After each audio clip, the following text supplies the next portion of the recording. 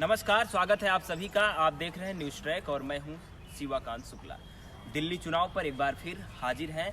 दिल्ली में मतगणना शुरू हो गई है सुबह से ही 8 बजे से, और शुरुआती रुझानों के मुताबिक आम आदमी पार्टी की सरकार बनेगी, क्योंकि आम आदमी पार्टी की स्थिति मजबूत दिखाई पड़ रही है। और आम आदमी पार्टी इस समय शुरुआती रुझानों में 50 से ऊपर सीट, लगभग 52-54 सीटों पर बढ़त बनाए हुए है। वहीं भारतीय जनता पार्टी लगभग 15 से 20 सीटों पर बढ़त में है। तो हमारे साथ दो पत्रकार हैं, वरिष्ठ पत्रकार। हम इनसे दिल्ली चुनाव पर तमाम सारी जानकारी लेंगे, तमाम सारे क्वेश्चन पूछेंगे कि दिल्ली के हर एक पहलू से आपको रूबरू करवाएंगे। सबसे पहले सर, आपसे मेरा सवाल है कि जो भी आम आदमी पार्टी मजबूत स्थिति में दिखाई दे रही है, अरविंद केजरीवाल दोबारा सत्ता में आने वाले हैं, तो जो आम आदमी पार्टी को जो नेता छोड़ करके दूसरी पार्टियों में गए हैं और चुनाव लड़ रहे हैं, उनकी स्थिति इस चुनाव में कैसी नज़र आ रही है? देखिए, चुनाव नतीजे जो अभी तक आ रहे हैं जी, अभी फाइनल स्कोर, फाइनल टैली तो अभी नहीं आई है जी, लेकिन जो ट्रेंड दिख रहा है उससे ये बात तो स्पष्ट है कि दिल्ली की जनता ने एक बार फिर आपके समर्थन में मतदान किया जी। लेकिन एग्जिट पोल में जिस तरीके से बिल्कुल एक तरफा बात कही जा रही थी, वैसी स्थिति भी नहीं है जी। भाजपा भी करीब अभी तक की स्थिति के हिसाब 40% से ज़्यादा वोट पाने में कामयाब रही है जी। इस चुनाव में सबसे बुरी स्थिति कांग्रेस की हुई है जी। और जो लोग आप छोड़कर दूसरे दलों में गए थे, जिनकी आप चर्चा कर रहे हैं, उसमें सबसे प्रमुख चेहरा एक अलका लांबा का है जी, जो चांदनी चौक से चुनाव लड़ रही हैं जी। चांदनी चौक में 2015 के चुनाव में वो आप उम्मीदवार थी और उन्होंने यह चुनाव जीता था जी। इस बार वो कांग्रेस के टिकट पर चुनाव मैदान में उतरी थी जी, और उनको जनता ने पूरी तरीके से नकार दिया है जी। तो आप छोड़कर जो लोग भी दूसरी पार्टियों से टिकट पाकर चुनाव मैदान में उतरे थे जी, उनको इस चुनाव में कामयाबी मिलती नहीं दिख रही है जी। क्यों? क्योंकि आम जनता ने आपको समर्थन दिया है, और कांग्रेस की स्थिति तो वैसे भी बहुत ख़राब है रही है। अब जैसे एक और प्रमुख चेहरा जो माने आप छोड़कर कांग्रेस के टिकट पर चुनाव मैदान में उतरा, वो है आदर्श शास्त्री जी जी, जो लाल बहादुर शास्त्री के परिवार से ताल्लुक़ रखते हैं जी। वो पिछले बार आपके टिकट पे जीते थे, इस बार आपने उनको टिकट नहीं दिया। इस बार वो कांग्रेस के टिकट पर चुनाव मैदान में उतरे थे और उनकी भी इस चुनाव में बुरी हालत जी। तो इस तरीके से जो लोग आप छोड़कर दूसरे पार्टियों से चुनाव मैदान में उतरे हैं, उन्हें कामयाबी नहीं मिल रही है। इसका कारण यह है कि जनता ने उम्मीदवार से ज़्यादा आपको वोट दिया है और आपके काम को माना है, स्वीकार किया है जी। दिल्ली में मतलब ये है कि आम आदमी पार्टी के जो भी नेता छोड़ करके दूसरी पार्टियों से चुनाव लड़ रहे हैं, उनकी स्थिति सही नहीं चल रही है।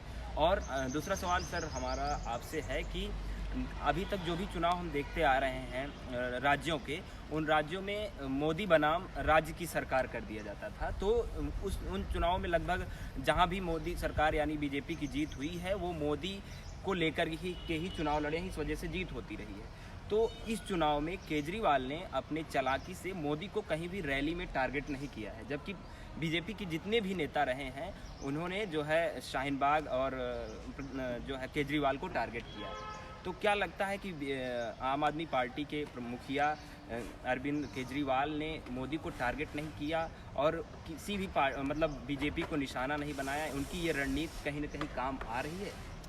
बिल्कुल सही कह रहे हैं कि इसके पे 2014 के बाद जब भी चुनाव हुए हैं किसी राज्य में, ये एक भाजपा की रणनीति रही है। वो किसी भी चुनाव में, चाहे वो स्टेट लेवल का चुनाव हो या वो नेशनल लेवल का हो, वो मोदी को ही आगे करके चुनाव होते थे जी। उसमें क्या होता था कि उसमें अगर मोदी वर्सेस राहुल गांधी चुनाव हुआ तो राहुल उस पर कमज़ोर होते थे, मोदी भारी पड़ जाते थे जी।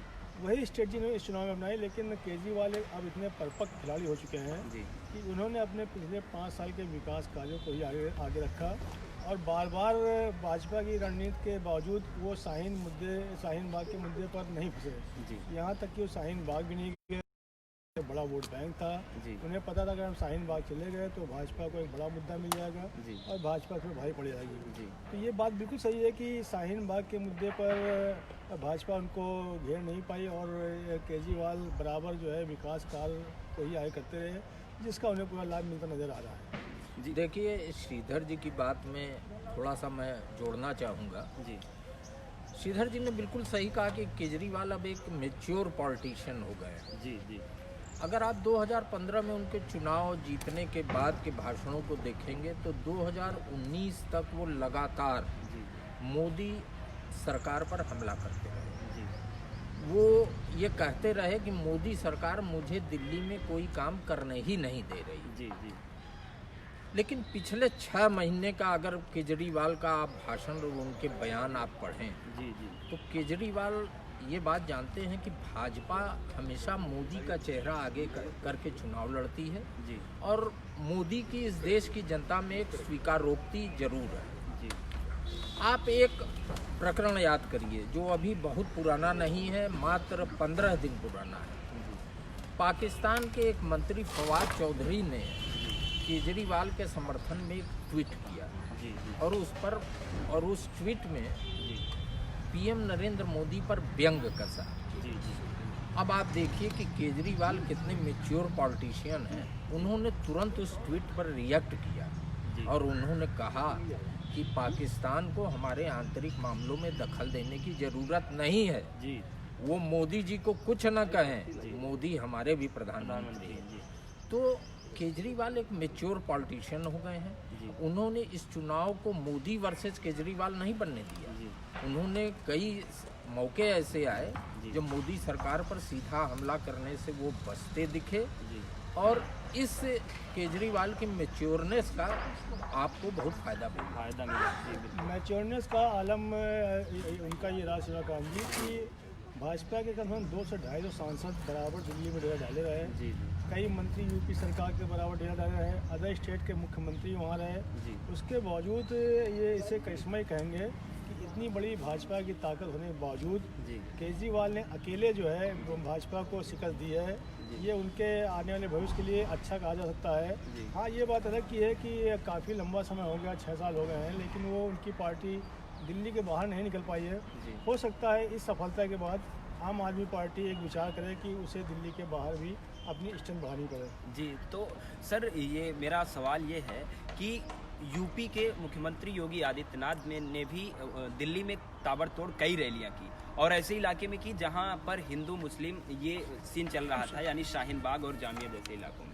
तो और साथ ही नीतीश कुमार, बिहार के सीएम ने भी, नीतीश कुमार ने भी जो है रैलियां की।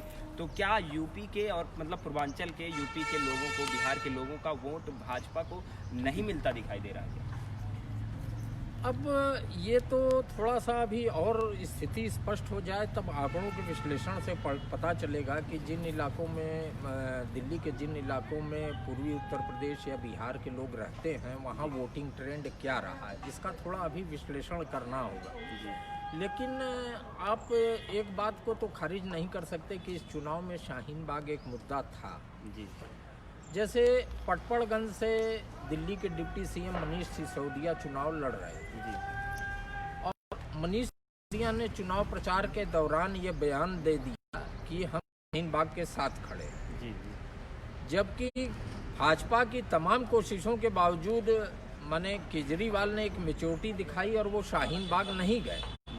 लेकिन मनीष सिसोदिया अभी तक की जो स्थिति, अभी तक के जो चुनाव नतीजे आ रहे हैं उस हिसाब से पटपड़गंज में 1500 वोटों से पीछे चल रहे हैं। जी जी तो शाहीन बाग एक मुद्दा तो था, उसको आप खारिज नहीं कर सकते हैं। जी अब जैसे ओखला का इलाका है, जी जी ओखला के इलाके में ही शाहीन बाग पड़ता है। जी वहाँ से आपके उम्मीदवार अमानुल्लाह खान अभी तक की स्थिति के हिसाब से पीछे चल रहे हैं। जी अगर माने ट्रेंड बदलता है, वो जीत भी जाएं तो ये बात तो ये सच है कि वहाँ पर इस मुद्दे ने काम किया है और इस आधार पर मतों का ध्रुवीकरण हुआ है। जी अगर मुस्लिम मतों ने आपको मजबूती दी है तो दूसरी ओर दूसरे वर्ग की ध्रुवीकरण ने भाजपा को भी मजबूती दी।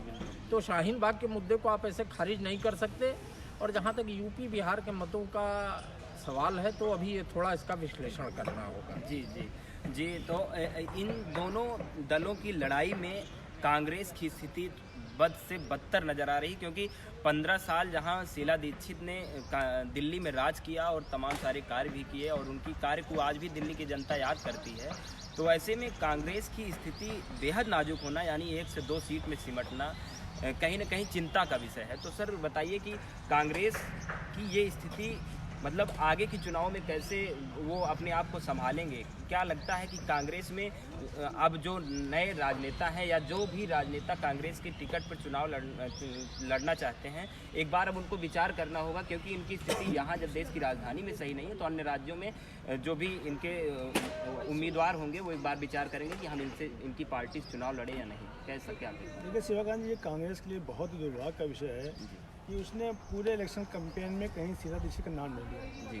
शीला दीक्षित ने 15 साल में काफ़ी विकास कार्य किए थे। अगर उनको चुनाव मैदान में उतरना था तो उन विकास कार्यों के सहारे ही उनकी चुनावी बैतरणी पार हो सकती थी। लेकिन चूंकि दिल्ली कांग्रेस में काफ़ी गुटबाजी है, काफ़ी कास्टिज्म है, इस कारण उन्होंने कहीं भी चुनाव में अपने विकास कार्यों का ढिंढोरा नहीं पीटा। और जहाँ तक भाजपा की बात है, भाजपा भी एंटी इनकम्बेंसी का उतना लाभ नहीं उठा सकी जितना उसे उठाना चाहिए था। ये बात सही अंशुमान जी ने कही कि शाहीन बाग का मुद्दा रहा, लेकिन एंटी इनकम्बेंसी जितनी होनी चाहिए थी कि वो इस पोजीशन में आई थी कि उसे सत्ता मिल जाती, 35 से 36 से ऊपर सीट चली जाती। थोड़ा बहुत तो लाभ मिला है, लेकिन भरपूर लाभ नहीं मिला इस चुनाव में। और केजरीवाल अपने विकास कार्य को उन्होंने जिस तरह प्रचारित किया, जनता पे उसका काफ़ी अच्छा असर पड़ा। क्योंकि आज जहां एक तरफ दिल्ली चुनाव के नतीजों को लेकर लोगों में चहलकदमी है, लोग जानना चाहते हैं कि आखिर दिल्ली में किसकी सरकार बन रही है, वहीं मोदी सरकार ने व्हिप जारी करके लोकसभा और राज्यसभा दोनों सदनों में अपने नेताओं को बुलाया है। तो एक बड़ा फैसला लेने जा रही है, वहाँ एक कानून पेश करेगी। तो इस कानून के बारे में क्या कुछ बड़ा करने वाली है सरकार, इसके बारे में सब जानकारी? देखिए, अभी तो ये स्पष्ट नहीं है कि ये व्हिप किस लिए जारी किया गया है। कल शाम से ही जब से ये व्हिप जारी हुआ है और भाजपा के सारे सांसदों को संसद में मौजूद रहने के लिए कहा गया है, तभी से इस बात की अटकलें लगाई जा रही हैं कि आखिर क्यों व्हिप जारी किया गया है। कुछ लोगों का ये कहना है, कुछ मीडिया साइट्स का भी ये कहना है कि आज निर्मला सीतारमण को उनके बजट को लेकर जो संशोधन प्रस्ताव रखे गए हैं संसद में, उसका जवाब देना है। इसलिए भाजपा ने सारे सांसदों से कहा है कि जब वित्त मंत्री विपक्ष के सवालों का जवाब दें उस समय उनको मौजूद रहना चाहिए सारे सांसदों को। दूसरी ओर इस बात की भी चर्चा है और ट्विटर पर ये ट्रेंड कर रहा है कि मोदी सरकार कॉमन सिविल कोड का बिल लाने जा रही है। तो अभी तो सरकार की ओर से और न तो भाजपा के किसी नेता की ओर से इस बात की जानकारी दी गई है कि सरकार ने यह कदम क्यों उठाया है, मोदी सरकार भाजपा हाईकमान ने क्यों व्हिप जारी किया है।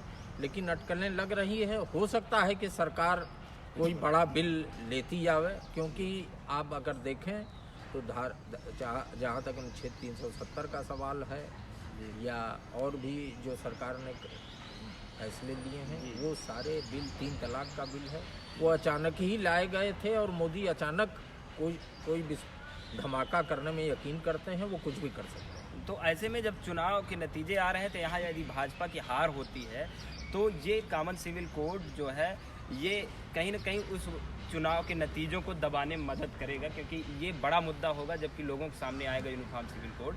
तो सर इस कानून के बारे में सर दर्शकों को कुछ बताइए। वैसे अभी तो कंफर्म नहीं है कि ये बिल आने वाला है, लेकिन कुछ जानकारी दीजिए सर। ये क्या? देखिए, कॉमन सिविल कोड का आने के बाद देश के सभी नागरिकों के लिए एक नियम कानून होगा। अभी तक ऐसा होता रहा है कि अलग अलग धर्मों के लोग अपने, जैसे मुस्लिम लोग जो है मुस्लिम पर्सनल लॉ बोर्ड के कानून को मानते रहे हैं, चाहे वो विवाह का हो, चाहे वो तलाक का हो, चाहे वो संपत्ति का मामला हो। तो इस तरीके के मामले में अलग अलग धर्मों के लोग अलग अलग कानून मानते रहे।